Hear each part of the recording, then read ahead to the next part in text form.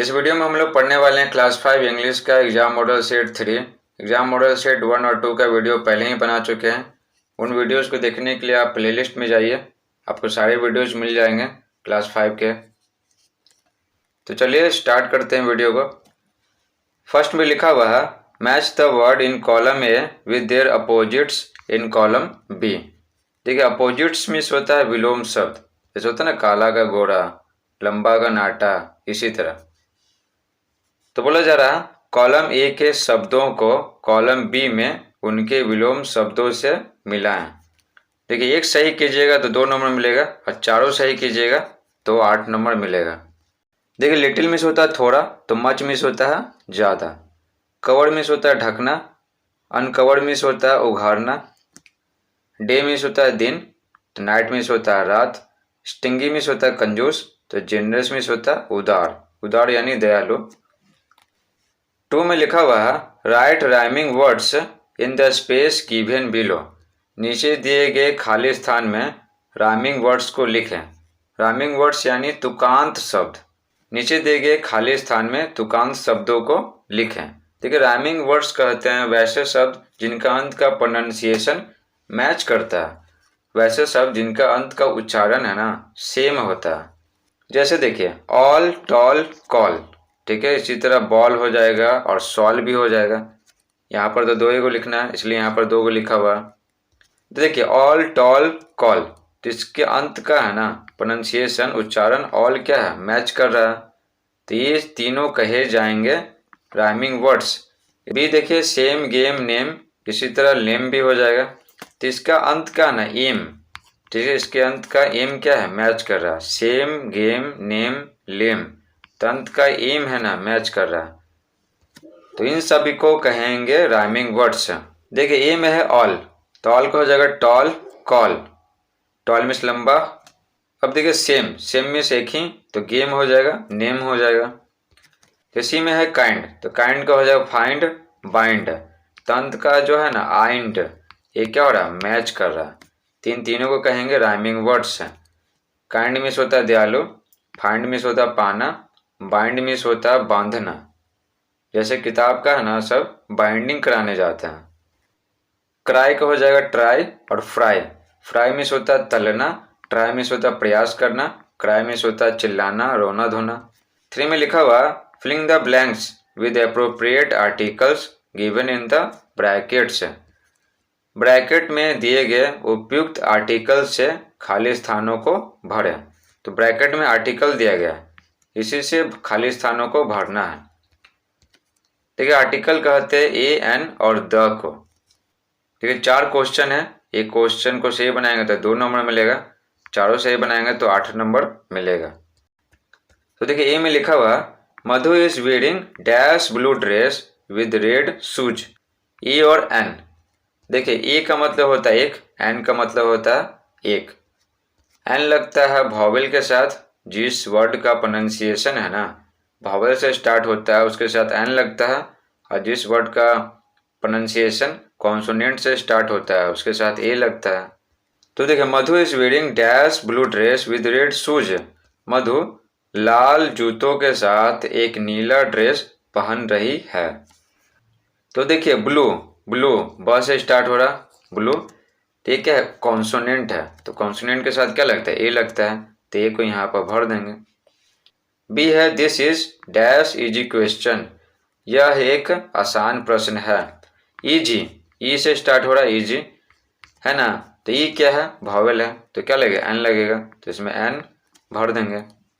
सी है what is dash name of the next station, यहाँ question mark है, तो बोला जा रहा है कि अगले स्टेशन का क्या नाम है। तो देखिए क्या लगेगा द लगेगा, तो द यहाँ पर लिख देंगे।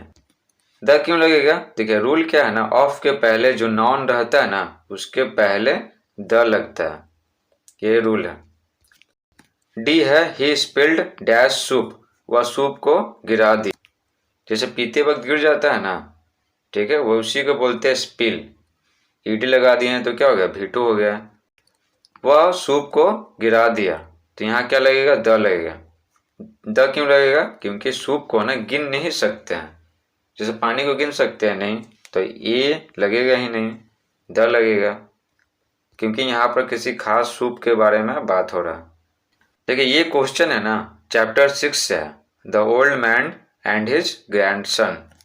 ये सारे का वीडियोज है ना पहले ही बना चुके हैं, आप प्लेलिस्ट में जाकर वीडियोज को देख सकते हैं।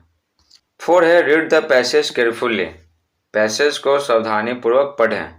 देखिए पैसेज से 4 सवाल रहेगा, एक सवाल सही कीजिएगा तो 4 नंबर मिलेगा, चारों सवाल सही कीजिएगा तो 16 नंबर मिलेगा।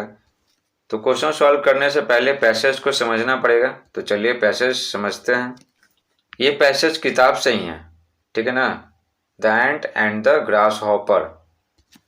In the cold region near the northern most part of the world it was summer time.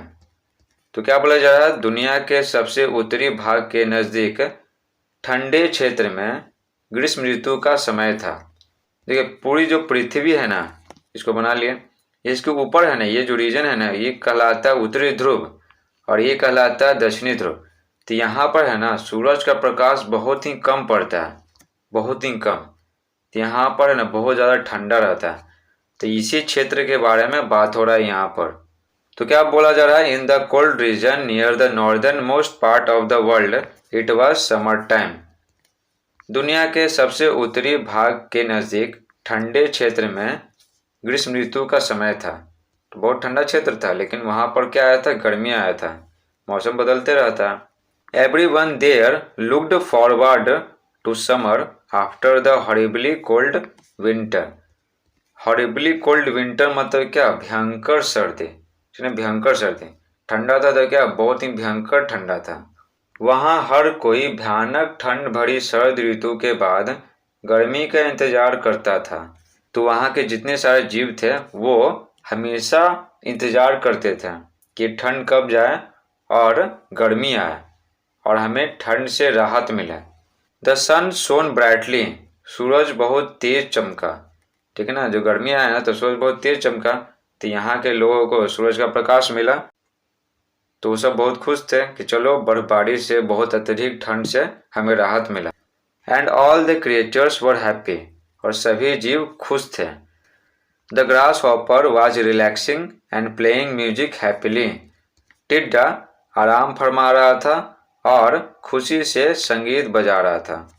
He was content, वह संतुष्ट था।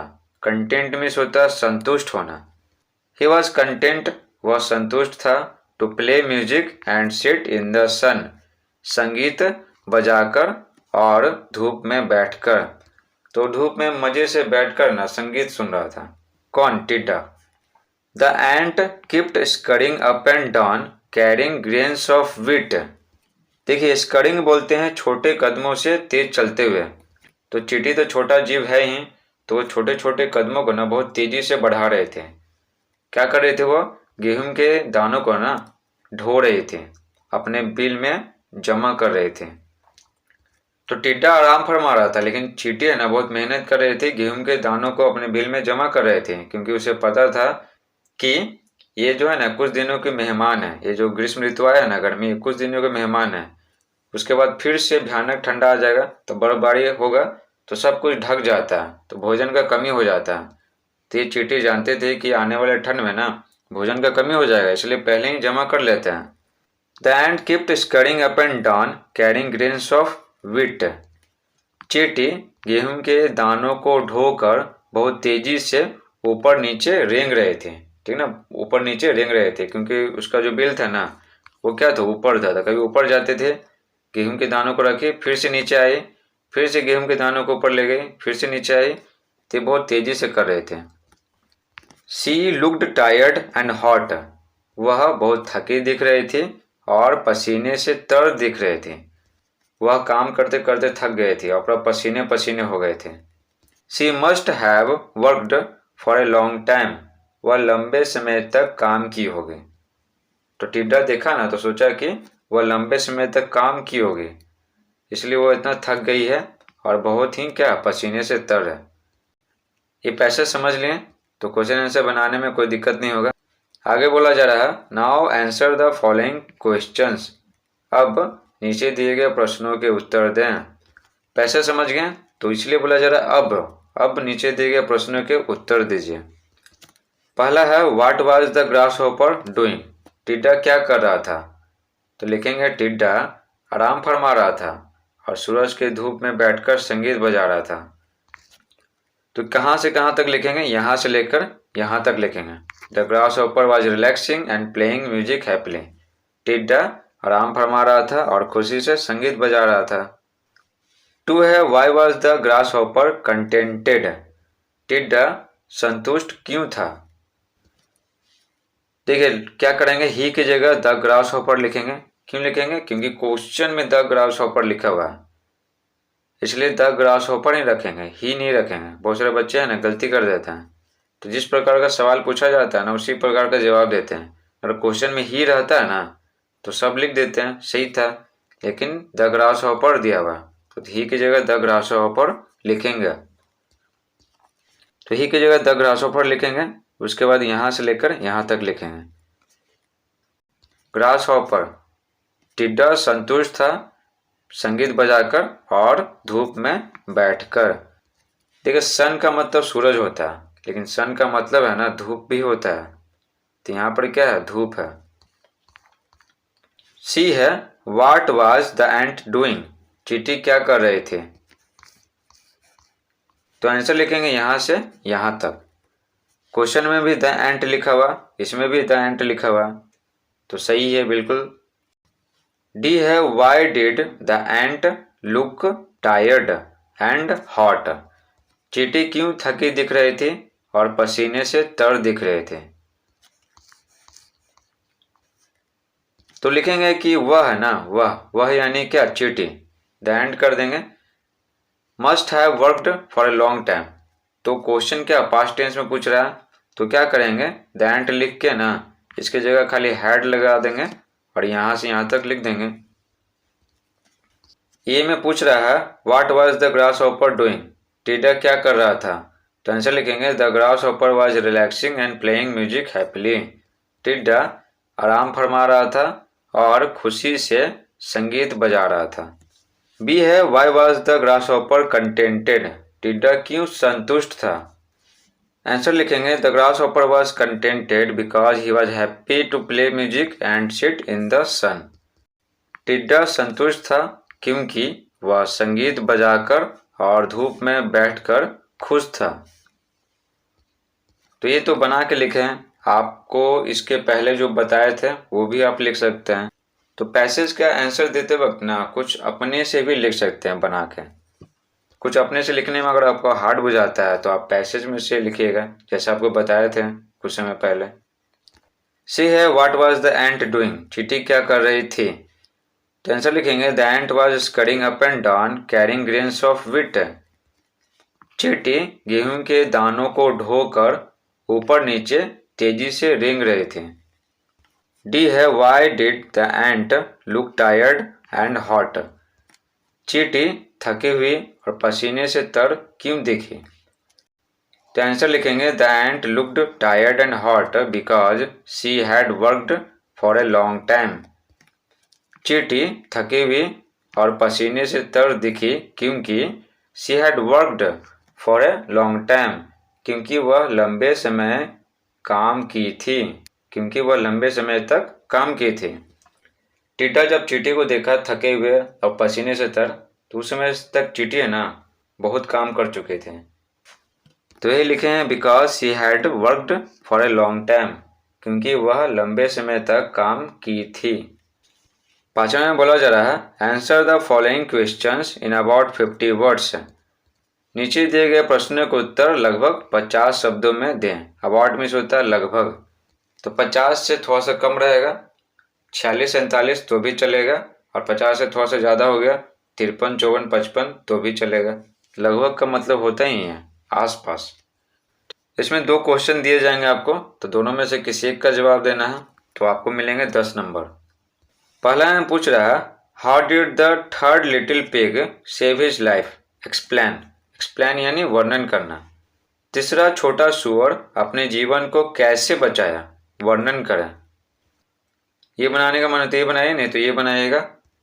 इसमें बोल रहा है write a small paragraph on the life of a beggar. एक भिखारी के जीवन पर एक छोटा पैराग्राफ लिखें। तो चलिए आज सॉल्व करके आपको दिखाते हैं। How did the third little pig save his life, explain.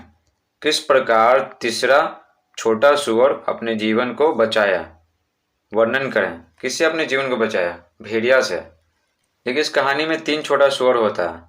जब वो घर से निकल रहा होता है ना अपनी किस्मत को आजमाने के लिए, कमाने खाने के लिए, तो उसकी माँ बोलती है ना, उसकी माँ एक सलाह देती है कि देखो जो भी काम करो ना तो मन लगा के करो और पूरा परफेक्शन के साथ करो, जितना अच्छे से कर सकते हो ना उतना अच्छे से करो, ठीक है, आलसी मत बनो। लेकिन जो पहला सुअर था वो बात को नहीं माना, दूसरा सुअर भी बात को नहीं माना, लेकिन तीसरा सुअर अपनी माँ की बात को माना। पहला सुअर है ना घर बनाया किससे? घास पुआल से, जो बहुत कमजोर होता है। दूसरा सुअर बनाया घर स्टिक्स से, जो लकड़ी होता है ना, स्टिक, छड़ी, उससे बनाया, तो भी कमजोर होता है, ठीक है ना, कोई भी तोड़ सकता है थोड़ा बहुत दम लगा के। घास पुआल तो आसानी से तोड़ सकता है, और जो छड़ी से बनाया हुआ है, स्टिक से बनाया हुआ है, उसको तोड़ सकता है थोड़ा बहुत दम लगा के। तीसरा बनाता है ईटा से, ठीक है ना, तो बहुत मेहनत लगता है लेकिन वो बनाता है। तो भेड़िया जो है ना वो पहले सुअर को खा जाता है, दूसरे सुअर को भी खा जाता है, लेकिन तीसरे सुअर को खा नहीं पाता, क्योंकि वो दीवार तोड़ने का प्रयास करता है लेकिन दीवार टूट नहीं पाता, दीवार बहुत मजबूत रहता है। तो आंसर हो जाएगा फॉलोइंग हिज मदर्स एडवाइस, अपनी माँ के सलाह को मानकर the third little pig built a strong house, तीसरा छोटा सुअर एक मजबूत घर बनाया। He lit a roaring fire in the fireplace and placed on it a large kettle of water. जब भेड़िया है ना दीवार को तोड़ने का प्रयास कर रहा था तो दीवार टूटा नहीं, तब उसको छत के ऊपर एक चिमनी दिखाई पड़ा, तो वो छत पे चढ़ गया। वो सोचा ना कि चिमनी से होते हुए नीचे उतर जाएंगे और फिर उस सुअर को खा लेंगे, लेकिन सुअर का बच्चा भी बहुत तेज था। जब वो देखा ना भेड़ियों को ऊपर चढ़ते हुए तो समझ गया कि चिमनी से आने वाला, तो क्या कर दिया, चिमनी के पास, देखिए, he lit a roaring fire in the fire place, आग जलाने वाला जो रहता है ना जगह, उसको बोलते हैं फायर प्लेस, ठीक है, फायर प्लेस। तो ये मान लेते हैं कि आग जलाने वाला है, बहुत ठंड है, तो यहाँ से क्या होता है ना, चिमनी निकला हुआ रहता है ताकि जो धुआं है ना वो बाहर निकल सके। ये घर में इस तरह से बनाया हुआ रहता है, घर में है ना, तो ये चिमनी है और यहाँ से ऐसे निकला हुआ, तो वह फायर प्लेस में आग जलाया and placed on it a large kettle of water, और इस पर पानी का एक बड़ा सा केतली रख दिया, ठीक है, बड़ा सा केतली रख दिया और उसमें पानी डाल दिया, तो पानी क्या हो गया, बहुत ज़्यादा गर्म हो गया। When the wolf got down from the chimney, he fell into the hot water and died. तो बोला जा रहा है जब भेड़िया चिमनी से नीचे उतरा वह गर्म पानी में गिर गया और मर गया। Thus he saved his life. इस प्रकार वह अपना जीवन बचाया। कौन? The third little pig, तीसरा छोटा सुअर। दूसरा क्वेश्चन है write a small paragraph on the life of a beggar. एक भिखारी के जीवन पर एक छोटा पैराग्राफ लिखें। दोनों में से कोई एक ही बनाइएगा। देखिए यहाँ पर या लिखा हुआ, आंसर लिखेंगे the beggar is the most pitiable creature on this earth. भिखारी इस पृथ्वी पर सबसे दयनीय जीव है, बहुत ही खराब हालत होता है उसका। He has no land of his own, उसका अपना खुद का कोई जमीन नहीं होता है। He has no house to live in, उसके पास रहने के लिए घर नहीं होते हैं। His life is full of miseries, miseries कहते हैं कष्ट को, दुख को, उसका जीवन दुखों से भरा होता है। ही earns his living by begging, वह भीख मांगकर अपना गुजर बसर करता है। ही लिव्स इन स्लम्स और अंडर द स्काई, वह गंदी बस्ती में या आकाश के नीचे रहता है।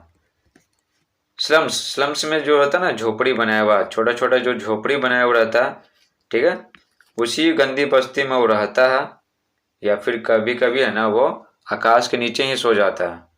ही वियर्स रैग्ड क्लॉथेस, वह फटा चिटा कपड़ा पहनता है। रैग्ड में से होता है फटा चिटा। People look down upon him, लोग उसको नीची नज़रों से देखते हैं, लोग उसे सटने से बचते हैं, लोग उसको नीची नज़रों से देखते हैं।